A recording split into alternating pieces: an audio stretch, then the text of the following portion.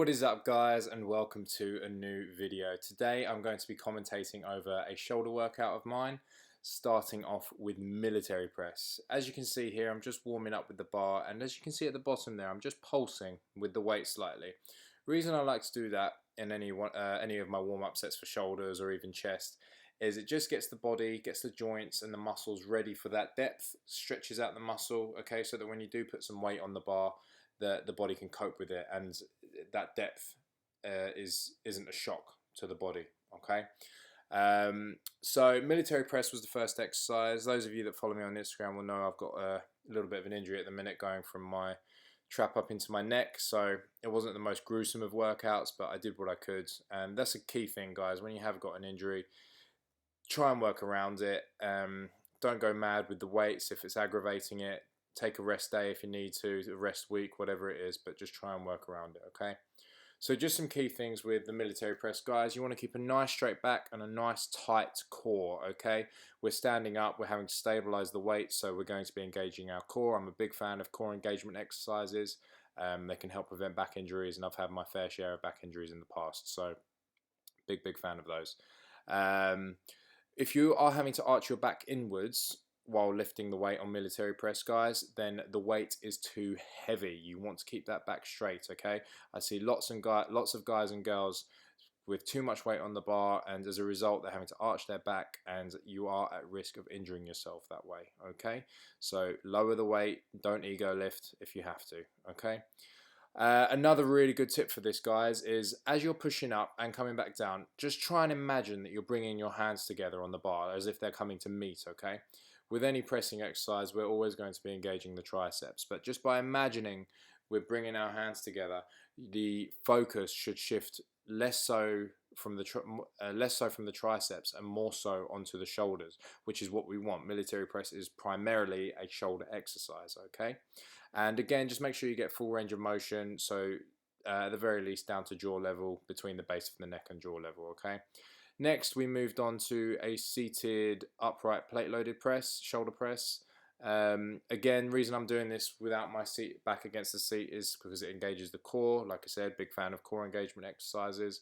I rarely do any kind of anterior deltoid exercises, so that's front of the shoulder exercises that isolates them, so things like front raises and any of the variations, mainly because when you do things like military press and this particular exercise, you already hit the front of that shoulder, and doing isolated front raises, there's nothing wrong with them, but they're not a necessity.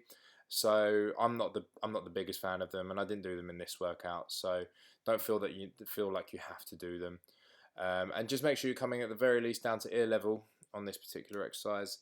Next, we moved on to dumbbell lateral raises. Again, guys, avoid ego lifting. If you're having to drive up through the legs to get that weight up to your shoulder height, then the weight is too heavy. This is a lateral raise, and we're hitting the medial deltoid, the side of the shoulder, okay? We want the side of that shoulder to do all the work. If you're driving up with your legs, then your medial deltoid is not working as hard as we want it to, and it will not develop as you probably want it to.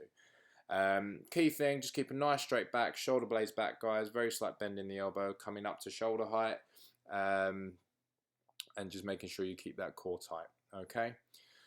Next, we moved on to a superset. This is prone fly, so it hits the rear delts, that being the backs of your shoulders.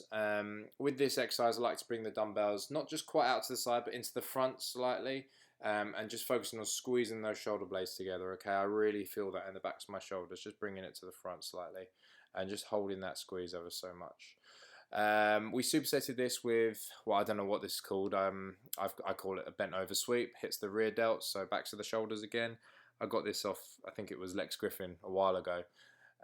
Key points, just keep a nice straight back, nice tight core, coming up and squeezing those shoulder blades together at the top. Girls, your bums are probably going to get in the way a little bit here. My bum got a little bit in the way. If that's the case, just hold the bar loosely, or you can use dumbbells, that's another option. And you do not need a lot of weight for this, guys and girls, okay? It's a lot harder than it looks. So next we moved on to cable lateral raises behind the body. The difference between behind the body and in front of the body is that you get a greater range of motion. Okay, greater range of motion means you're activating more of that muscle, and you're going to be working it harder, which is what we want. Okay, so key things: nice straight back, coming all the way down, get that full range of motion, squeezing at the top, nice slow tempo. I think I get a little bit fast here.